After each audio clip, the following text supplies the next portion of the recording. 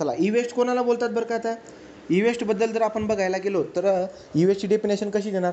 E waste हे असा waste आहे any refuse created by discarded electronic and electrical device. तो इलेक्ट्रिकल डिव्हाइस किंवा इलेक्ट्रॉनिक डिव्हाइस यातला डिस्कार्ड केल्याच्या नंतर जो वेस्ट जनरेट होत असतो, it is the type of the waste which is generated or created by the discarded electronic or electrical devices or component as well as substance involve in their manufacturing or repair process. बरोबर का?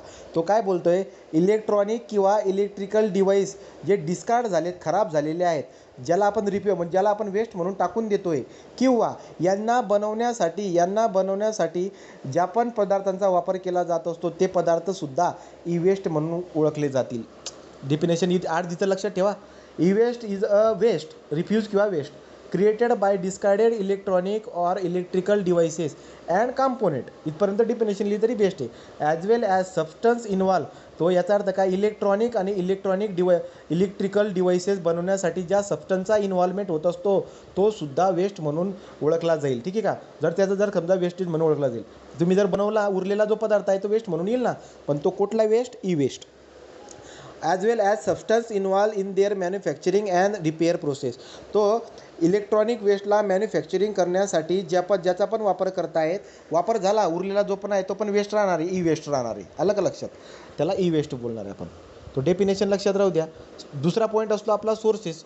तर तुम्हाला बायोमेडिकलचे sources सांगितले, definition sources. Industrial वेस्टचे definition सांगितली, sources सांगितले. आता E वेस्टची definition झाली. सोर्सेस बघा काय काय कुठून तयार होतात बरं काय ई वेस्ट. 7 सोर्सेस दिलेले आहेत तुम्हाला, 4 लिहून काढायचे 2 मार्क्ससाठी. Large household ॲप्लियन्स. तो लार्ज हाऊसहोल्ड ॲप्लियन्समध्ये काय काय येतं? वॉशिंग मशीन खराब झाल्याच्या नंतर ते जे पण बसणार आहे ते सगळे ई वेस्ट म्हणून ओळखला जाणार आहे. रिफ्रिजरेटर, ए सी, ठीक आहे ना, ए सी, रिफ्रिजरेटर, वॉशिंग मशीन, अजून तुमच्याकडे बरेचसे घरामध्ये आपल्याकडे इलेक्ट्रिकल डिव्हाइसेस असतात, ते काय आहेत? ते सोर्सेस आहेत. तो लार्ज हाऊसहोल्ड ॲप्लियन्स. नंतर 2 नंबर आपल्याकडे सोर्स आहे स्मॉल हाऊसहोल्ड ॲप्लियन्स. काय बरं का? Vacuum cleaner, coffee machine, iron, ठीक आहे ना. जसं की काय बरं का? व्हॅक्यूम क्लीनर आहे छोटासा.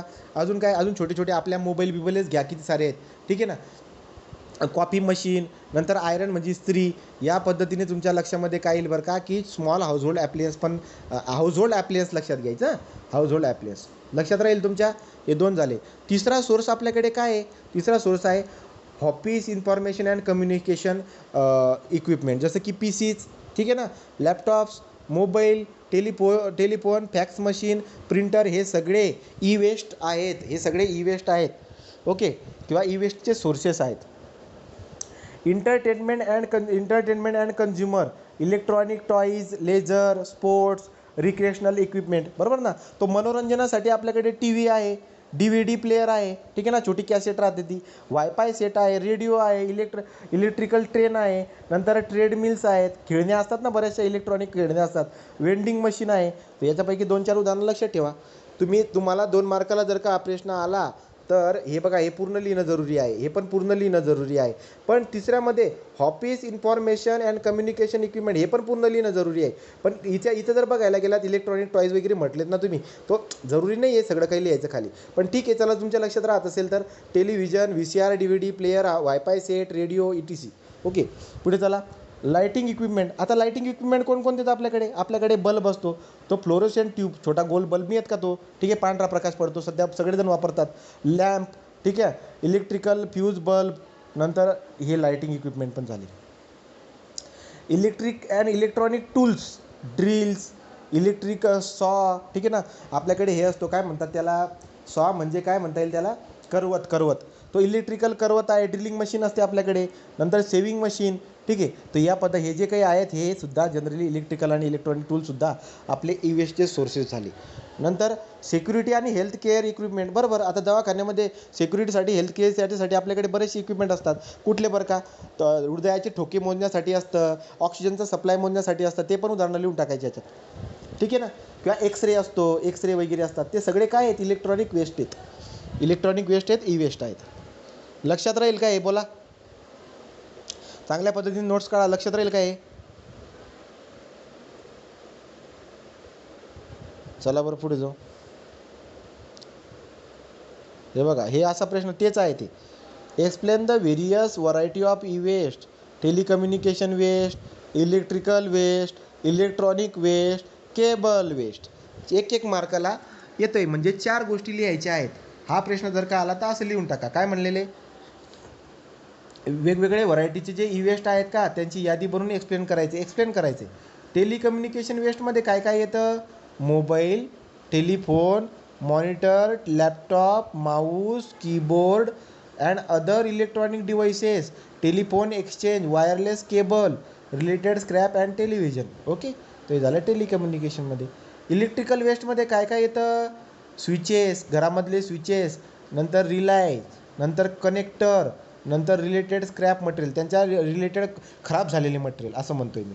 घरामध्ये समजा आपले स्विचेस वगैरे असतात का, कनेक्टर झाला, स्विचेस झालं, रिलाय झाले, रिलायचा मिनिंग शोधून घ्या एकदा. ठीक आहे, तर हे जे पण आहेत का हे खराब झालेले ते इलेक्ट्रिकल वेस्ट झाले. इलेक्ट्रॉनिक वेस्ट काय असतात, इलेक्ट्रॉनिक मेटल वेस्ट. ठीक आहे, पिन सर्किट बोर्ड, नंतर इक्विपमेंट, मशिनरी, नंतर IC. आता इलेक्ट्रॉनिक सब्जेक्ट जर तुम्ही शिकलेले असणार तर तुम्हाला कळणार ते. सॉकेट कनेक्टर, आतमध्ये म्हणतोय मी, आतमध्ये जे हे राहतात का, आतमध्ये मोबाईलच्या आतमध्ये बारीक बारीक चिप असतात का, ते इलेक्ट्रॉनिक वेस्ट झाले, ते इलेक्ट्रॉनिक वेस्ट झाले. केबल वेस्ट, केबल वेस्टमध्ये काय बरं का, केबल वेस्ट PVCचा पाईप आपला. ठीक आहे ना, PVC. पुढे fire insulating copper, aluminium cable, हे केबल असतात ना वरती लावलेले. ठीक आहे ना, केबल वेस्ट म्हणतोय म्हणजे मी आपल्या वायरिंगवरती केबल राहत नाही का गुंडाळले, हे केलेली इन्सुलेटिंग मटेरियल. आतमध्ये वायर राहते पण वरतून ते गुंडाळले, ते सुद्धा काय आहे, ते सुद्धा ई वेस्ट आहे. तो ई वेस्टच्या वेगवेगळ्या हे काय आहेत बरं का, telecommunication waste, electrical waste, electronic waste, cable waste. लक्षात राहू द्या एवढं. पुढचा प्रश्न आहे आपल्याकडे काय बरं का, ई वेस्टला डिस्पोज करण्याच्या पद्धती. ई वेस्टला डिस्पोज करण्याच्या पद्धती सगळ्या त्याच आहेत. तुम्ही ई वेस्टला एकतर रिसायकल करा, त्याला रियूज करा, नंतर लँड फिलिंग करा, नाही तर खड्ड्यामध्ये कुठेतरी जाऊन बुजून टाका, नाही तर जाळून टाका, झालं संपलं. ई वेस्टला विल्हेवाट लावण्याचे तरीके. पहिला उचलला रिसायकल म्हणजे काय बाळांनो, तुमच्याकडे जे इलेक्ट्रिकल किंवा इलेक्ट्रॉनिक वेस्ट आलेले आहे त्याच्यामधले महत्त्वाचे पार्ट सेपरेट करायचे आणि दुसऱ्या ठिकाणी कुठेतरी वापरून टाकायचे. ठीक आहे ना, त्याला बोलतात रिसायकल. म्हणजे काय म्हणायचं मला, मोबाईल आहे, तो मोबाईलमध्ये समजा मोबाईलमध्ये गोल्डचे वस्तू वापरलेले आहेत, मग गोल्डला सेपरेट करा आणि नवीन गोल्डच्या वस्तू बनवून टाका. समजलं का, असं बोलतोय मी. सेपरेट करा आणि इम्पॉर्टंट वस्तू सेपरेट करा आणि दुसरं काहीतरी चांगलं बनवून टाका, त्याला बोलतात रिसायकल. बघा बरं का काय लिहिले, recycling involve dismantling and recovery of valuable material. Monitor, CRT, keyboard, laptop, telephone board, CD, mobile, CPU, cable, याच्यामधले व्हॅल्युएबल मटेरियल सेपरेट करा. ठीक आहे ना, काय म्हणता बघा, रिसायकल इन्व्हॉल्विंग, डिसपॅन्टल म्हणजे तोडून टाका म्हणजे त्यांना तोडताड करून म्हणजे यातले महत्त्वाचे पार्ट गोळा करा असं म्हणलं आहे बघा. तो recycling involving dismantling and recovery of valuable material. तो तोडून ताडून त्याच्यामधले व्हॅल्युएबल मटेरियल बाहेर काढा. ठीक आहे, जसं की कोणामधले, मॉनिटरला तोडून ताडून त्याच्यामधले व्हॅल्युएबल मटेरियल काढा. CRT, कीबोर्ड यांच्यामधले व्हॅल्युएबल मटेरियल बाहेर काढून घ्या आणि त्याला रिसायकल करा. नंतर 2 नंबर पद्धत काय, रियूजमध्ये काय बरं का, तो रियूजमध्ये काय बघा, तो रियूजमध्ये काय बरं का, आपण जर बघायला गेलो रियूजमध्ये काय आहे, रियूज जर बघायला गेलो तर काय बरं का, जे इलेक्ट्रॉनिक वेस्ट तयार होत असतात त्यांना काय करायचं, रियूज करणं. म्हणजे जसं की समजा एखादा लॅपटॉप होता, तो लॅपटॉप जो आहे तो आता पूर्ण खराब नाही आहे, थोडं थोडं तुम्ही 3-4 हजार रुपये घातले का तयार पण होऊन जातो. मग त्याला तोडताड करून त्याच्यामधला त्याचा पोस्टमार्टम करून त्याच्यामधल्या महत्त्वाच्या वस्तू काढण्यापेक्षा याला सुधरून टाका आणि एखादा समजा बाबा प्रायमरी स्कूल असेल त्याला भेट देऊन टाका, त्याला बोलतो रियूज. तसं आहे ते. Bye adopting the second hand use with little modification, तो थोडं मॉडिफिकेशन करून टाका आणि याला काय करा बरं का, याला सॉलिड वेस्टमध्ये न टाकता कुठेतरी डोनेट करून टाका. Donating the old version computer to primary school. आलं लक्षात, याला बोलतात रियूज. ठीक आहे, तो मग हे झालं. नंतर लँड फिलिंगमध्ये काय करायचं, खड्डा खंदायचा. फ्लॅट सरफेस किंवा समजा ओबडधोबड रस्ते, खड्डा, अंडुलेशनचा अर्थ होतो ओबडधोबड थोडाफार खड्डा वगैरे असेल त्याला बोलतात अंडुलेशन ग्राउंड. तो काय म्हणतायत बरं का, तुम्ही खड्डा खंदा फ्लॅट सरफेस किंवा अंडुलेशन ग्राउंडवरती अल्सो युटिलाइज. ठीक आहे, सॉईल इज एक्सकॅव्हेटेड, त्याच्यातून माती काढा. ट्रेनच्या खड्डा खंदा, त्याच्यातली माती काढा. वेस्ट मटेरियल ब्युरिड इन इट, तो हे जे ई वेस्ट आहे त्याच्या खड्ड्यामध्ये बुजा आणि ही जे तुम्ही माती बाहेर काढली होती ती मातीवरती टाका. बस झालं, जास्त खोलमध्ये लिहायची गरज नाही. पण किंवा अजून बरंचसं लिहू शकतात. काय बरं का बघा, याच्यात काय लिहायचे लँड फिलिंगमध्ये, खड्डा खंद्यानंतर ई वेस्ट टाका, जी माती बाहेर काढली होती ती माती त्याच्यावरती टाकून झाकून टाका. आता काय विषय होतो बरं का, विषय असा होतो की ई वेस्ट आपण ठेवलेला आहे, या ई वेस्टमध्ये मर्क्युरी असतो. मर्क्युरी खूप घातक असतो. हा मर्क्युरी जर का समजा केमिकलसोबत खाली गेला, ठीक आहे ना, पावसाचं पाणी पडतं, पावसाचं पाणी काय करतं, पावसाच्या पाण्यासोबत एक केमिकल चिटकून जातं आणि हे पाणी जर का आतमध्ये गेलं, आतमध्ये, याला बोलतात लिचेट, याला काय बोलतात लिचेट. पावसाचं पाणी जर का समजा या खड्ड्यामध्ये आला तर केमिकलला सोबत घेऊन हे पाणी आतमध्ये जाणार, याला बोलतो आपण लिचेट. आता हे लिचेट जर का खाली पाण्याच्या पातळीला जाऊन जर का भेटलं तर पाणी खराब करून टाकेल. हे पाणी विहिरीमध्ये आलं तर हे पाणी आपण कंझ्युम करू. समजलं का? मग त्यामुळे काय करायचं, त्यामुळे याच्यात काय लिहायचं लक्षात घ्या, या लँड फिलिंगमध्ये खड्डा खणल्याच्या नंतर या खड्ड्याला इम्परमेबल मटेरियलचा लेअर लावणे, जसं की क्ले म्हणजे चिकन माती, त्याच्या चिकन मातीचा लेअर अप्लाय करून द्यायचा, जेणेकरून ते जे लिचेट आहे ते जमिनीमध्ये खाली पाझरणार नाही. ई वेस्टला आणणे, टाकणे, जी खणलेली माती होती ती त्याच्यावरती टाकणे, या पद्धतीने करू शकता. तो तुम्ही जे इम्परमेबल लेअर लावलेला आहे त्यामुळे लिचेट खाली जाणार नाही. तो लिचेट म्हणजे कुठला, पावसाच्या पाणी पडल्याच्या नंतर तो जो म्हणजे हा जो ओलावा आतमध्ये आहे, का असं म्हणूया, पावसाच्या पाणी पडल्याच्या नंतर पावसाचं पाणी आतमध्ये जाईल, त्याला जी ई वेस्ट आहे हे ई वेस्ट चिटकणार आणि मग खाली जाणार, त्याला बोलतो आपण लिचेट. आणि चौथी प्रोसेस आहे इन्सिनरेशन. काय बरं का, याला काय करा, कंट्रोल आणि कंप्लीट कंबशन प्रोसेसमध्ये पाठवा. याचा अर्थ पूर्ण जाळून टाका, याची राख बनून जाईल. ठीक आहे का, झालं. तुमच्या भाषेतली आहे एवढी काय इन्सिनरेशन तुम्हाला माहितीच. आता इन्सिनरेशन ही अशी प्रोसेस असते, यामध्ये वेस्टला जाळलं जातं, राख बनवली जाते. हाय टेम्परेचरवरती जाळतात त्याला. कोरोना व्हायरसमध्ये माणसांना जाळायचे. Okay. It control and complete combustion process in which waste material is burn in a special design incinerator. ठीक आहे. तो मोठे इन्सिनरेटर असतात, त्याच्यामध्ये 800 ते 900 टेम्परेचर, या हाय टेम्परेचरवरती आपण काय करत असतो, या ई वेस्टला जाळून टाकतो. ठीक आहे. फक्त एक लक्षात घ्यायचं, however polluted gases and large amount of combustion are produce. तो या केसमध्ये खूप जास्त प्रमाणामध्ये प्रदूषण तयार होतं बरं का याच्यामध्ये. ओके. तो हे पण हे झालेत पद्धती. तो ई वेस्टला डिस्पोज करण्याच्या 4 पद्धती आहेत. या 4ही पद्धती लिहून टाका. जमतील का बोला, जमतील का? धैर्या, समृद्धी, सूरज, बोला पटपट. रोहन. हा सर. हां, चलो पुढे जाऊ आपण. आता पुढे variety including the e waste. तो ई वेस्ट जे काय, याची यादी जमून जाईल तुम्हाला. तुमच्या मनाने लिहा, ट्राय करूच नका पाठांतर करायचं. पुढे 70 मार्काचा पेपर येतोय, तुम्ही युनिट टेस्टमध्येच गोंधळून गेलेले सगळे. तुम्हाला असं नाही तुम्ही विसरून गेले स्वतःला. पाठांतरच्या नांदी लागू नका, थोडं रिलॅक्स राहा, काही प्रॉब्लेम होत नाही. हे फक्त एक डिस्कशन चालू आहे. शेवटच्या 70 मार्काला कसं लिहायचं, काय लिहायचं सांगेल तुम्हाला. पाठांतरच्या नांदी लागूच नका बिलकुल बी. आपण हटकून मार्क कमी करून टाकतो त्याचे. पुढे काय बरं का, आता हे झालं बघा. हा एक प्रश्न आला होता, काय, वेस्ट मिनिमायझेशन अप्रोच. वेस्टला कमी करण्याचे अप्रोच काय आहे, तो हे उत्तर पण आपलं बघून झालेलं आहे. हे उत्तर याच्यात लिहून टाका. जर प्रश्न आला बी डिस्क्राईब वेस्ट मिनिमायझेशन अप्रोच, तो त्याच्यामध्ये हे उत्तर लिहून टाकतात तुम्ही. हे उत्तर मी तुम्हाला सांगितलेलं आहे. सगळ्यात पहिला प्रश्न घेतला होता, optimization resource using again scrap material. तुम्ही व्हिडिओ बघून पुन्हा ते कव्हर करू शकतात. मी व्हिडिओ रेकॉर्ड केलेले आहे त्याचे. पुढे जाऊ. State benefit of recycling of E waste.